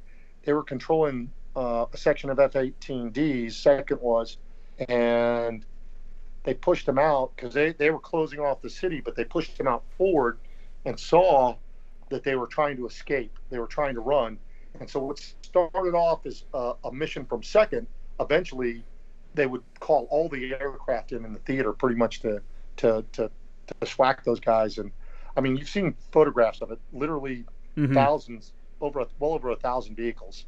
Yeah, it was like a single road, right, leaving the area, and it was like a whole convoy of people, like you said, trying to escape the area that just got decimated by our air power. So did you leave? Oh no, you were in Afghanistan. I was going to say, in Iraq, a lot of guys, I forget the name of the camp in Kuwait. Oh, I went to Iraq too.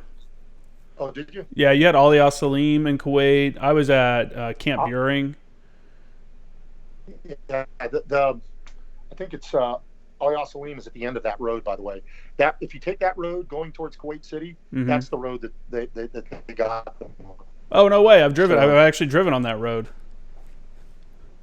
Yeah. That road to the airport. If you went to the airport from Ali al-Salim to the Kuwait City airport, that's the road. And the funny thing is when I left Iraq, went to Kuwait, I was with the colonel. I said, this was the last place that I would see combat with in the Gulf War, right there at the tower at Kuwait City. That was it. And I left right from the same place pretty much the last time we were there. So. I was going to ask, I saw a video somewhere. I'll have to see if I can find it, and if I can, I'll put it on my Instagram page. But there was a video from the Gulf War of a group of guys. It looks like they're in a control tower, and they're doing call for fire from the tower on Iraqi positions. And this is in the Gulf War. I don't know if you've seen it or not. That's the one I'm talking about. That's the one I'm talking about. That's Randy Hale. It's a news. It was like CBS or something like that. Yeah, it might have been. Yeah, I've got it. I can send it to you. Yeah. So who all was in that video? So I know when I post it up. I'm gonna forget half the guys that were in there, but the main guy is the main guy that's on the radio actually calling in the mission is Sergeant Randy Hale. Those are all Charleston now. What unit Anglico, though? Was that was all Anglico guys? 1st Anglico, yeah. So, awesome. That was him. I've got a copy of that video. It's pretty cool. That is pretty cool. Yeah, if you have it in a digital form, you want to send it to me, I'll definitely take it. Okay, I think that's them. They're shooting WP at an Iraqi position. I believe that's what it was a WP mission that they fired on those guys. Yeah, Yeah, it might have kind of been. cool, So, video. what But was, the war came to an end very quickly. What was kind of the feeling amongst you guys that had been there for since August of the year prior? Did it feel like this was it? This is the war? Or were you guys glad it was over? well, they were saying first one's in, first one's out, right? So we would leave, I think, in March. Was it March? The end of March.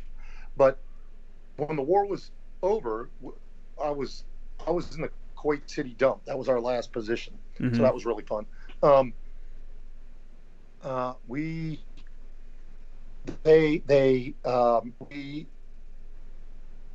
the unit I was with, the Qataris, they made them do kind of like a clearing mission south because we moved so fast north. They were trying to find stragglers, so we would move south and and a lot slower than we moved north. Yeah. For lack of a better, to try and make sure, because I will tell you, those guys were like moles. If you were to look across the desert, you would say, okay, I don't see any. But if you come right on there, they had like this whole intricate system of tunnels and underground bunkers that you just didn't see Hmm. if you're just looking straight across the desert. These guys were amazing. Of course, they had 6 months to do this, but otherwise they were going to get swacked. So they did some amazing tunnel work. We found all kinds of bunkers, all all kinds of weapons left in place. I found even a French laser designator. It was too big. I wanted to take it, but MGs, everything, all sorts of equipment. We got to shoot all kinds of Russian-made equipment, and just when it was over, it was like, hey, you got as much ammo as you want. You can find all these weapons. It was interesting. So, and I will tell you that one of the other things, it was for my team, it was us and an SF team, right? So every night that we didn't have heavy weapons. In those days, Anglico didn't have anything more than a 203. Mm-hmm. Okay, so we didn't have machine guns or anything, and we certainly didn't have them on our vehicles. So us and the SF team basically would circle the wagons every night. We'd be in the center and we'd alternate vehicles because they had heavy weapons and we didn't. Mm-hmm. And we didn't know if the Arabs would fight or run if they were attacked. So we built our own like compound within their forces almost every night and dug in deep every night. Yeah. Yeah. So, So what was it like for you though once it was over though? Did it seem like it ended like it started and then ended like real quick or? yeah, it did. But in typical Marine Corps fashion, then we ended up going back to what was it, Camp 13 or Camp 15? I forget what the camp was, but going back to the place that would be like our rear area, and it was like, hey, there's nothing to do, so let the field day games begin. So we're going to leave this place cleaner than we found it. Oh my God! Because you got to occupy your time, right? Yeah. So, oh, geez. That's depressing to hear. Yeah.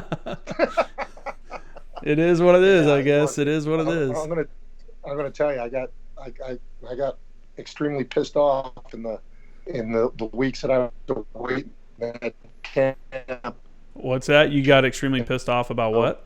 Formation, just the busy games. Yeah, we were actually doing something not more than 2 weeks ago, and now we're doing all the garrison shit. Routine type shit. Yeah, let's have a uniform inspection real quick. See what everybody. Yeah. What was like your takeaways like when you left that battle though? Let's say you get back to the States. I'm sure you guys got new guys and stuff. What kind of experiences did you take from that and relay it to them as a learning lesson? I give this, and I have I'm going to forget half of it. I've got this whole brief that last year I did Second Anglico Ball, and I do a whole brief, and I've got a lot more details. I'll send you that brief on the battle and the war and stuff, and a lot of good lessons learned. One of the things, it really did change the way we trained, because we started doing a bunch of other things that we hadn't done before. Before, we'd only done worked with light units like the 82nd, like the Rangers, stuff like that.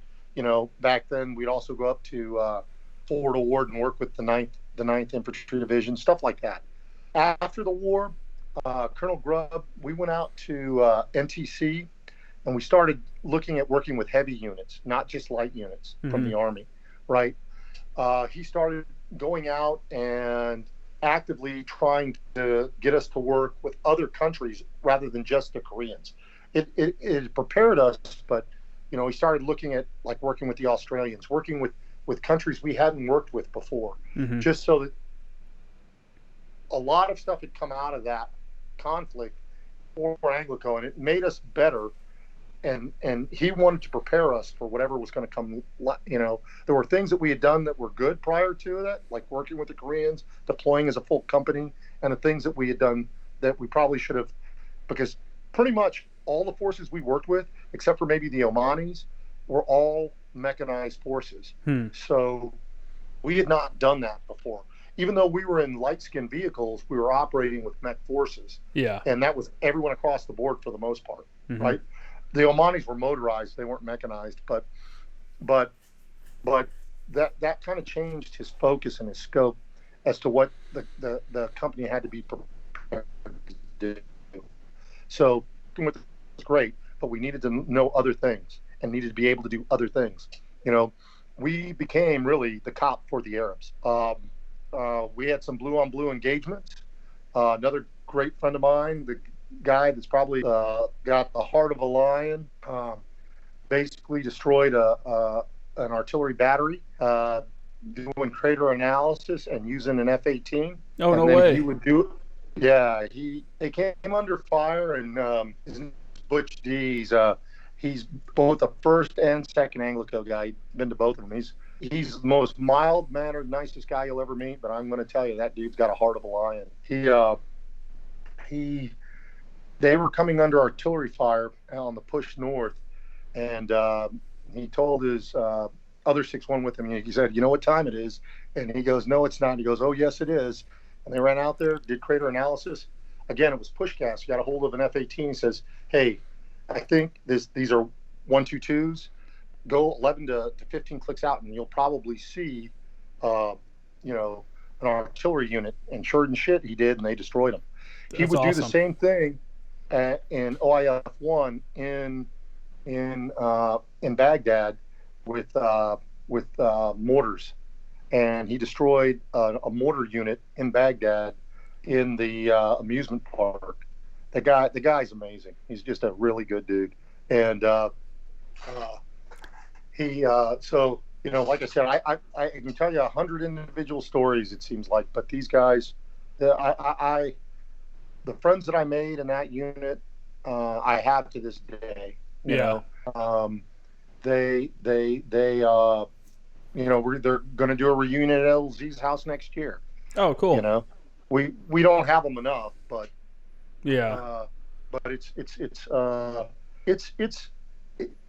like I said, those guys, I would when I came back, a lot of guys would get orders, right? And I got orders back to Camp Lejeune. I was only back maybe 2.5 months, and then I would go to 10th Marines after we got back. Were you bummed going back to 10th Marines, or were you like, all right, I'm ready to get away from ANGLICO? There were some personal things going on at the time, so I had mixed emotions about it. And it was a lot different then than it is today, because it was a jump unit. So until you were jump qualified, you were dogged out constantly. That's what I've heard. This and leg that. Oh my God! And then I heard once you've jumped, then you're still harassed until you get your gold wings. Exactly. So that was just the way it went. There was no. It was interesting. So I would go on. I would go back to a firing battery when I got the 10th Marines. I was in that firing. This is the odd thing today. I've got a weird career. I've got a lot of time at the bottom and a lot of time at the top. So I've got 8 years firing battery experience. I don't think a lot of guys have that much time in a firing battery. No, that's quite a bit. And then working at the team level, very little regiment and very little division time. Mm-hmm. And I've got 8.5 years at the MEF. So I've had a different kind of career. Like I said, shooting a lot when you're younger, I think, teaches you the understanding and the basic skills that will assist you later when you work at the higher echelons and you're doing clearance, because you can understand, like you were saying, what the batteries are doing, what the observers need. In my time in Iraq, because of that, about every 2 weeks I would go out and go to the different positions, make sure that the Marines had the equipment they needed, make sure that what were the issues. I tried to push out as much as I could, just because I know what it felt like to be down there without any support and without anybody paying attention to, or you think nobody's paying attention. They are, but they're just Yeah. Well, I mean, when you're down on the edge of the sword, it doesn't feel like you're getting the support that you need. When you're out there fighting or whatever, there's always a little bit of support you could use, a little bit more. So go ahead. No, that's so like Master Guns Coulter. I went out to what was called the OK Corral, and he's like just looking at me like, "What are you doing here?" Kind of. At the time, he was a sergeant. So, what are you doing here? You see a Master Guns come walking up, and you're like, "Well, I didn't. What? I've never seen anyone come out here before." Yeah. Yeah. Yeah. Man. So, you're right. It's funny. A lot of guys that go to Anglico, more so than the other, like I was with 10th Marines, and I was with Maintenance Battalion as a mechanic, but the guys at Anglico seem like the tightest group of, guys, even the guys that didn't go to combat with them. You know what I'm saying? Like everyone, it's just a different unit where the small team like mentality is king. You know what I'm saying? And like they let at least when I was there, the leadership gave us the flexibility to do the training that we wanted to do. And it was all like really good training. It was all like, we made the most of it, and we had access to training opportunities and stuff that you wouldn't normally get in other places. And people would let you think outside the box. And I think that kind of crushes some people when they have to leave that kind of, environment and go back to 10th Marines or 11th Marines, where it's like the artillery community is so hard on itself on like observers. Like if you say fire instead of firing, it's just all these little things that you get beat up about. I don't know. I could see why guys get apprehensive about leaving Anglico and going back to an RD unit, or going to an RD unit for the first time from Anglico. And I was going to tell you that's one of the things that I took from that unit, because I'd been at the regiment before, and then I went there, and then I went to the regiment afterwards. The deal about the culture that exists there, and you're right. What makes the difference between an elite unit and a regular unit? It's the culture. And a regular unit can be an elite unit if the culture of the leadership is such that it allows the freedom to train and to train realistically. Because you're right. When you're there, it's not like being at a firing battery or at a battalion. When you have motor stables, everyone at Anglico did them. Why? Because get them out of the way so that we can go do training. All the administrative things you have to do, they do it, get rid of it, so we can go do training. Because what are you doing? You're training. Everything is training. And the other thing I got from there, I got it from Rick Taylor, and I got it from that unit. You never stop training, and you don't need to be in the field to do training, right? So if you're not actually shooting, you can make your own little sand table and go through situations and have the Marines train constantly. And I took that back to the battery with me when I went there. All of my communicators could register the battery, could do any mission, could do all the vehicle identification. Because everyone's job has to be interchangeable. Exactly. And that's what I got from Anglico. Yeah, the cross-training there is definitely on a different level. It is. And so that's to me, I think that's where we go wrong a lot. Another one of my great mentors is Milton Pearson, Master Gun 6'1", and he's probably the greatest leader I ever worked for. He said, and he's also a former First Anglico guy too. He said, nobody graduated, boot camp or the basic school saying, I want to be the dirtbag in my unit. Yeah. Marines come out of that motivated, and they want to train and they want to challenge. I think where leaders go wrong is when they don't challenge. Marines will rise to the level of expectation. So you want to challenge them. If you put an obstacle in front of them, like I was talking about, figuring the quickest and most expedient way to clear fires, they'll do it. So you want to challenge them all the time. And that's the lesson I took from Anglico, and I took it to the battery. Mm-hmm. I got in a lot of trouble for that too, because kind of like, well, what are you're trying to be an elitist within the unit, because I told my guys, why you're great? Because you're with us. That's why you're great. And in every waking moment, I don't care if we're PMing radios or we're doing motor stables, I'm going to ask you questions. I would do weekly quizzes with them, right? Mm-hmm. So, hey, you need to read this, this, and this. I'm going to give these classes this week. We're going to do this when we go to the field. The other mistake is, we just go to the field and we call missions. No. Like I said, I think I lost you. The fire chief, and you go, okay. Oh, I said, when we go to the field, what do we want to achieve? This is what we're going to do. So you want that. All of that is a part of leadership and training. You challenge the Marines. You force them to be uncomfortable, but so that they can learn. Mm-hmm. You're not abusive. You're saying, okay, I need you to do this by this time. When we go to the field, you're going to do this. You're going to do that. I want to see this from you. All right. This is the expectation, mm-hmm. And I think that's where we go wrong a lot. A bored Marine is a Marine that's going to get in trouble, right? Because if he's bored, he's going to come up with shit to do, right? Yeah. So, yeah. No, for sure. When I was over there at 10th Marines, I had at the time Gunny Klein, Dustin Klein, now retired Klein, as my fires chief, and he was really cool about letting me. I had ideas. I was a new guy. I was a new sergeant. And I was new to the MOS. And just after working with them for 6 months, 9 months, whatever, doing OJT for that long, and then going to MOS school finally, he let me have the freedom to run the shop day to day, because he didn't work down at the liaison shop, because our liaison section was actually in a different building than the battalion. So him and the battalion fires officer, were up there at the battalion, and me and the other sergeants ran the day to day. And after going to the field a couple times, one of the things I started doing was like, hey, let's practice our setup, and we're timing everything. Like, we should be able to say, hey, this takes us 23 minutes to have the entire FSCC set up. Like, we should know how long it takes. And that turned into, okay, what do we need? Who's setting up what? Like, when I get out of the truck, I know I'm moving straight to this, and you're moving straight to that, and you're setting that up.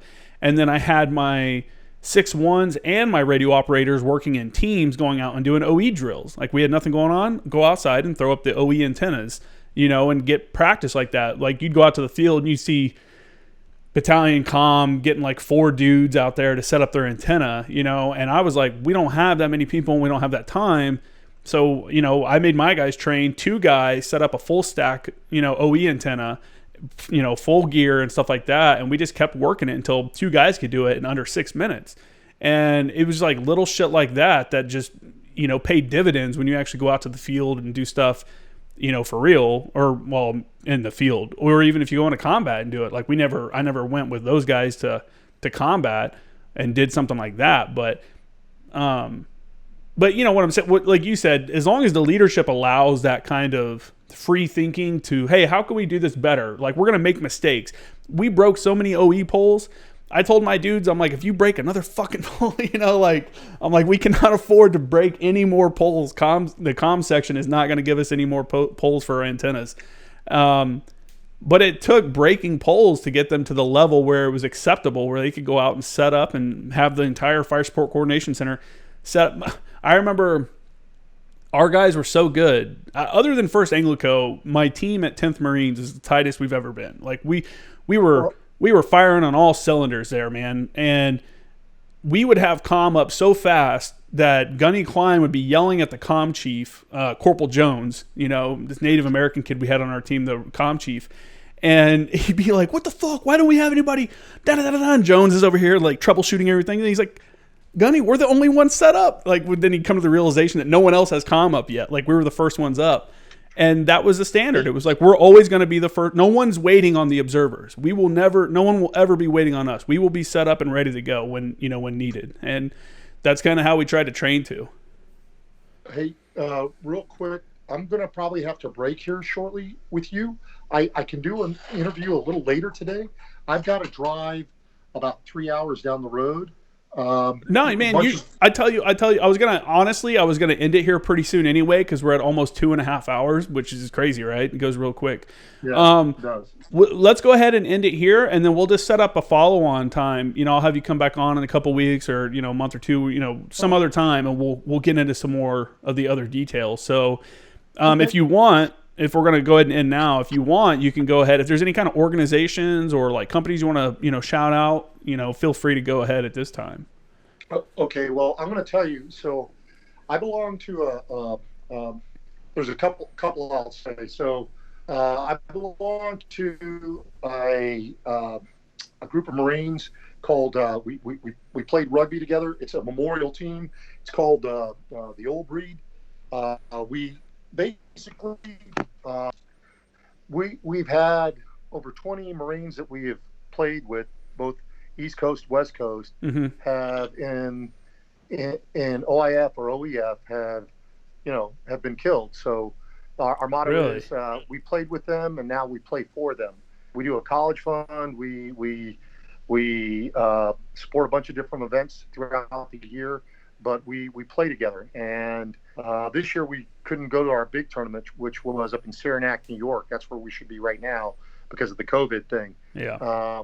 We've won a few times. We have different age groups, but it's a great organization. We do, like I said, we do set up kind of like a couple different funds, and we get together, and it's just good to be there. Another good organization is Operation. Oh God, I knew I was going to mental block this, but I'll bring that up the next time. Dan's going to kill me because I think it's Operation. Oh God, I cannot remember that for the life of me.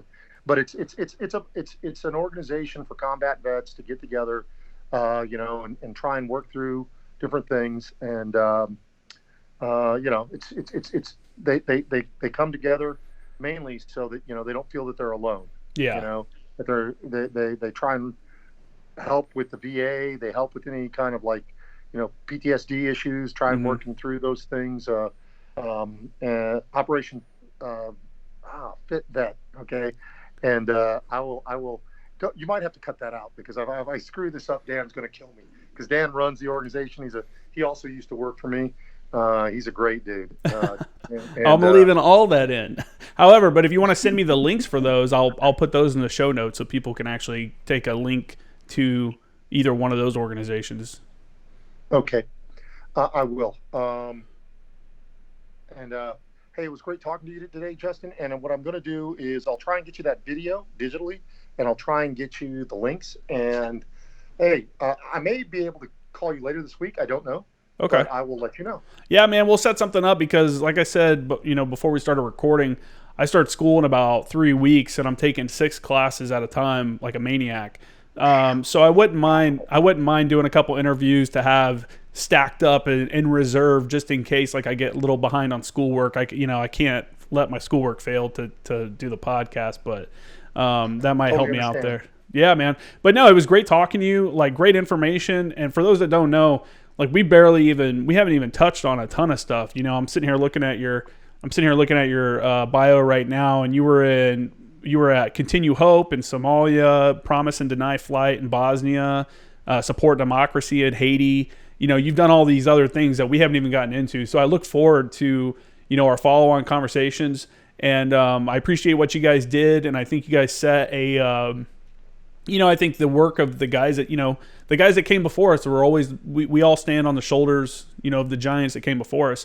And for my generation, that's you guys, because, you guys were the ones that were figuring out fire support in this modern world that we're living in and kind of passing it on to us, us boots, I guess, if you will. So thanks for coming on the show and sharing your story, and I look forward to talking again in the future. All right. Well, hey, you have a great day, Justin, and it was good talking to you. Thank Hey, you. you too, Mike. Have a good one. You too. Bye-bye.